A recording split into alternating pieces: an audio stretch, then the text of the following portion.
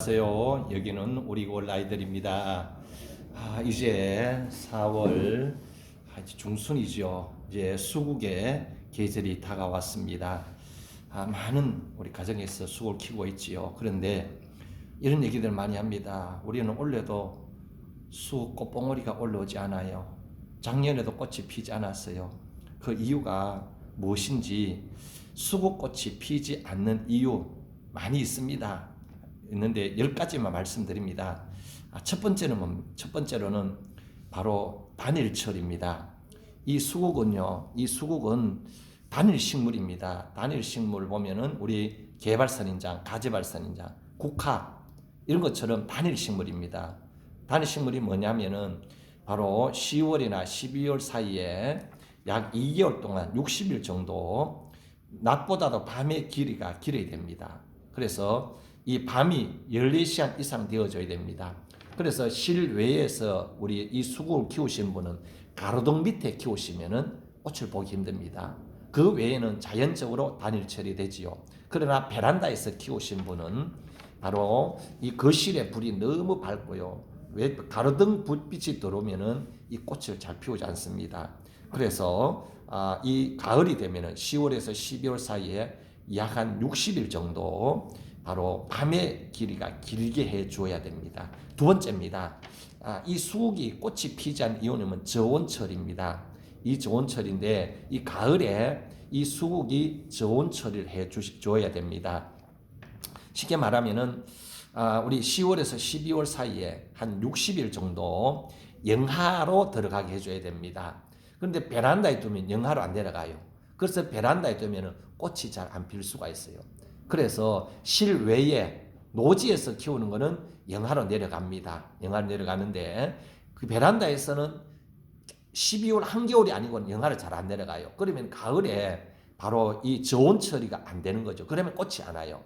그래서 10월에서 12월 사이에 약 2개월 정도 영하도 내려가도록 해줘야 돼요. 영하 2도, 3도 내려가줘야서 저온체를 해줘야 그렇게 해야 되는데, 그래서 우리 화분에 키우신 분들은 바로 이 서리가 내리기 전에, 서리가 내리면은 꽃봉오리가 바로 말라버립니다. 그래서 서리가 내리기 전까지는 실외에서 이렇게 영하권에서 저온처리 해줘야 꽃이 나옵니다. 세 번째입니다.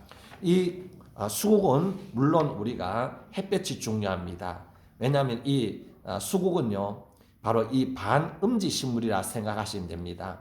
햇빛을 싫어하는 건 아니에요. 아닌데 이 한낮이나 오후에 햇빛이 너무 강하게 되면은 이 잎들이 타버립니다. 타기 때문에 이 수국이 이렇게 꽃을 잘 피우려면은 이렇게 반그늘, 그러니까 오전에 햇빛이 들어오고 정오부터 오후에는 햇빛이 들어오지 않는 그늘이 오는 그런 건물이나 나무에 그늘이 내리는 그런 곳에 키우는 것이 좋습니다.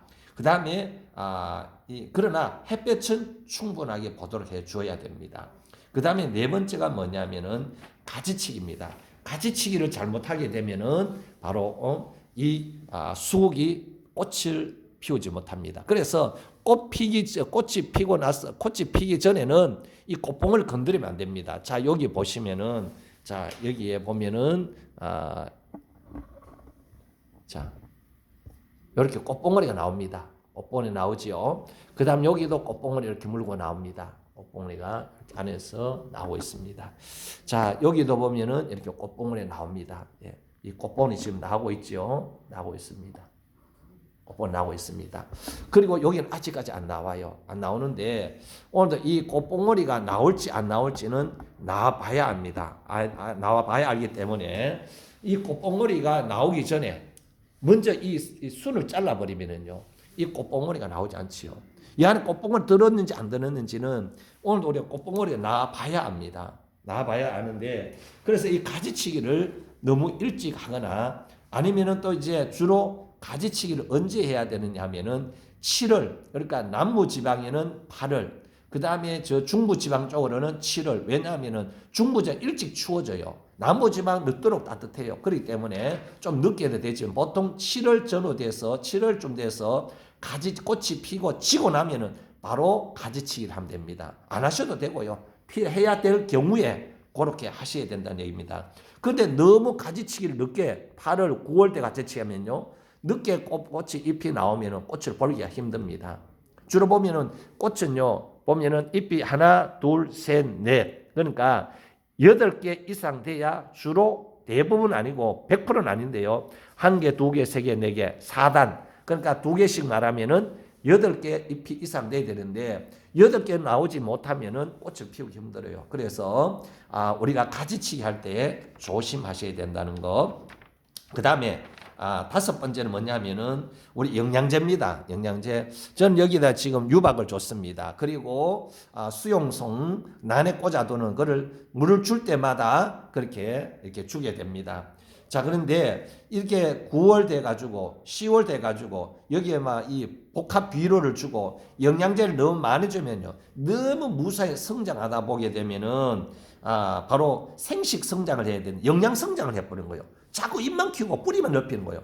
그러면은 꽃이 오기 힘듭니다. 그래서 우리가 비료를 줄 때는 이제 가을이 다가오고 이제 잎이 더 나오지 않으면 휴면기로 들어갑니다. 그래서 겨울 동안에 휴면을 잘 쉬게 해줘야만이 생식 성장하지 아니하고 휴면해야만이 꽃봉오리를 잉태할 수 있으니까 바로 이제 9월 이후에 10월 정도 들었으면은 휴면기에 들어가니까 영양제를 너무 많이 주시면 안 됩니다. 그 다음에 6번째입니다. 병충해지요. 병충해. 자, 우리가 여기에 물을 줄 때 관리할 때는 항상 잎 뒤쪽을 한번 보셔야 됩니다. 잎 뒤쪽. 그리고 여기 보면은 반질반질하게 마치 기름 바르는 거죠. 반질반질해지거나 그렇게 또 잎이 또 쪼글쪼글해지거나 보면 잎 뒤를 보면은 여기에 어떠냐면은 응애가 있거나 그 다음에 또 흰 곰팡이가 있거나 아니면은 진딧물이 있어요.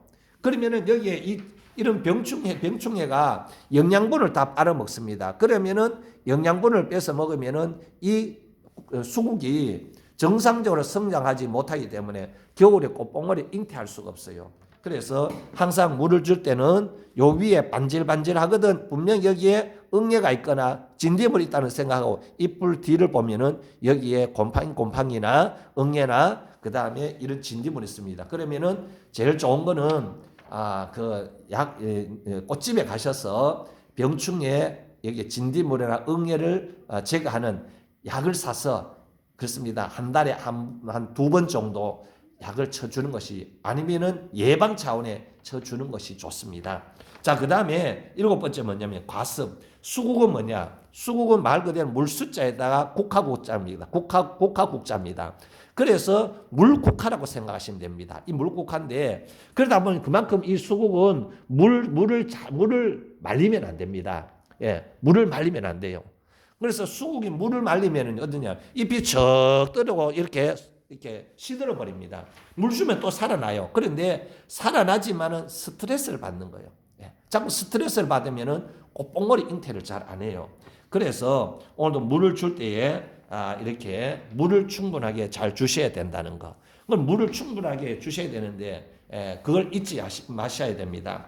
그 다음에 또 8번째 뭐냐면은 우리가 여기에 특별히 보면은 지금 제가 키우는 이 수국은 잎이 적당합니다. 적당해서 꽃봉오리가 1개, 2개, 3개, 4개, 한 5개 정도 나왔는데 또 나올지는 모르겠어요. 나오는데 너무 이렇게 막 이렇게 가지가 많이 올랐으면은 이게 또 전지를 해줘야 되고 이게 키가 또 너무 크면은 너무 커요. 너무 크면은 전지하는데 너무 강하게 전지를 너무 무리하게 전지를 하게 되면은 꽃봉오리가 생성되지 않습니다. 전지하고 나면 여기 새순이 나와요. 8월 달 되면 자르면 새순이 나오는데 그 가지 전지는 나중에 하고요. 그 다음 나오는데 이제 뭡니까? 가지를 너무 많이 쳐놓으니까 이게 눈마다 새순이 막 나오는 거예요. 그러다 보면은 꽃봉오리 잉태하기가 힘이 듭니다. 그 다음에 9번째입니다. 우리 물을 줄 때에 물을 주실 때 수국이니까 물 숫자에다가 국화국자 물을 줍니다. 주는데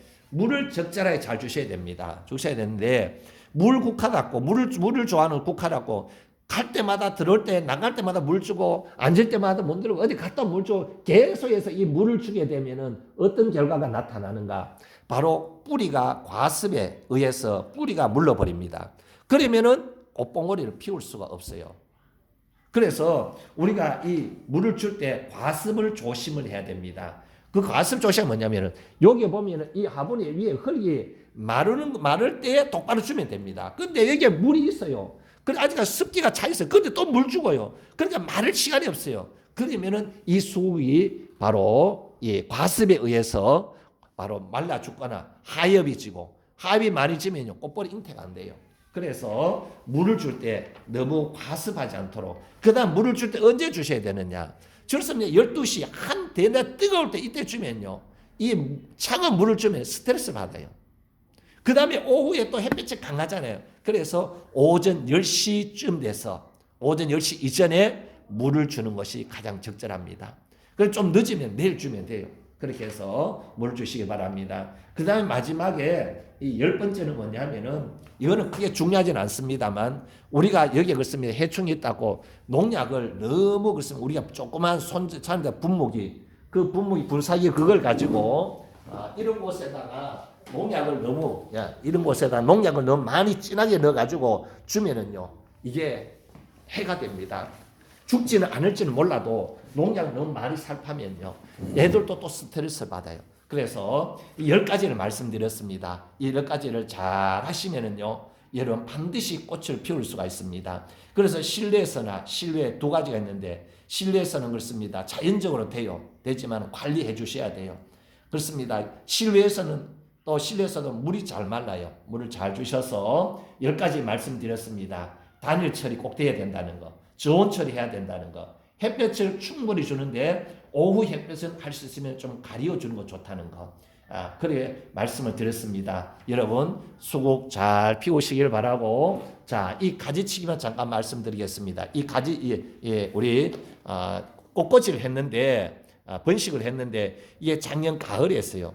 가을에 하다 보니까 이렇게밖에 자라지 못했어요. 그래서 이 가지치기를 해서 우리가 이 번식을 하려면은 4월이 지금쯤 제일 좋습니다. 지금쯤 안쪽에 좀 이렇게 많이 있다면 요 작은 새순을 따서 이렇게 지금쯤 번식을 하면은 삽목하면은 잘 됩니다. 여러분 우리 수국 원래 잘 키우셔서 행복하시길 바랍니다. 여기는 우리골 아이들이었습니다. 감사합니다.